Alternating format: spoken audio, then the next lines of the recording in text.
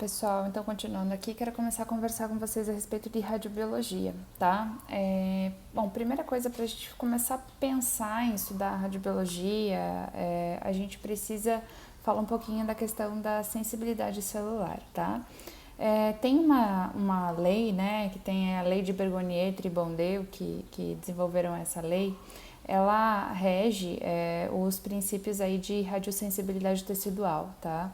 Então ela ela dá o seguinte título, o seguinte texto pra gente, que a sensibilidade das células à irradiação, ela é diretamente proporcional à sua capacidade reprodutiva e inversamente proporcional ao seu grau de diferenciação, tá? Isso é o que diz a lei. E daí, a hora que a gente lê isso e fala, meu Deus, o que isso significa, tá? A gente tem que separar um pouquinho esse texto para poder entender melhor o que isso vai explicar de radiobiologia pra gente. Bom, a sensibilidade das células à irradiação, ou seja, a exposição à radiação, ela é diretamente proporcional. O que quer dizer uma coisa diretamente proporcional? Quer dizer que quando uma coisa aumenta, a outra aumenta também, tá? Então, isso é diretamente proporcional. A sensibilidade das células à radiação, ela é diretamente proporcional à sua capacidade reprodutiva. Isso quer dizer o quê? Quer dizer que quanto mais essa célula vai se reproduzir, ou seja, maior velocidade de reprodução celular, mais ela será sensível à irradiação. E daí, qual que é o sentido disso na nossa vida para a gente estudar radiobiologia? Isso quer dizer que todos os órgãos, todos os tecidos que têm uma alta taxa de reprodução celular, eles serão mais sensíveis à radiação. Quais tecidos do nosso corpo têm uma alta taxa de reprodução celular? Bom, se a gente for falar da região de cabeça e pescoço, as células epiteliais da nossa mucosa têm uma alta taxa de reprodução, né?